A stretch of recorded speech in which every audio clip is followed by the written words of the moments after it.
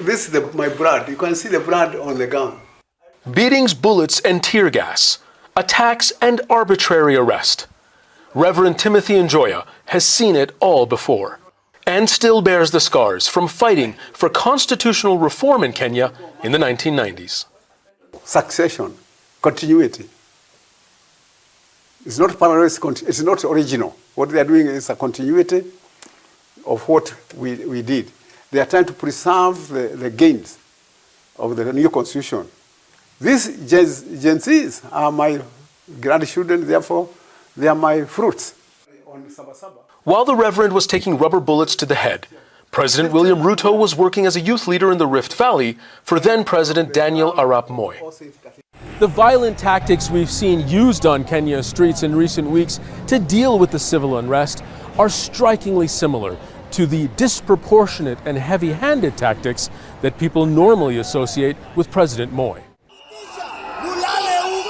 Some of the scenes bordering on the absurd. Protesters passing out flowers. Police responding with tear gas.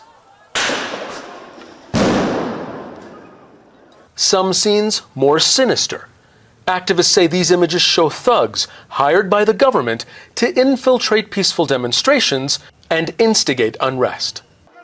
Police have also been accused of ignoring instances of looting, all to erode public support for the protests. President Ruto has denied police and security agencies did anything wrong, continuing to defend his government's response and saying it was all to preserve the rule of law. If you say the rule of law, then you must also obey the rule of law.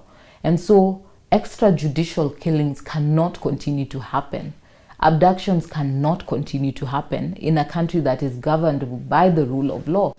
Faith Odhiambo represented some of the 185 people, including children, forced to appear in court this week, many too weak to stand and showing signs of abuse. Police refused to release them despite the court throwing out their cases. A wanton refusal, Odhiambo says, to obey the laws by which police are bound. Back at his personal museum, Reverend Njoya says there is reason for optimism, and things aren't as bad as they used to be. Struggle is part of the democratic process. And what is happening in Kenya, he says, is the same as everywhere else.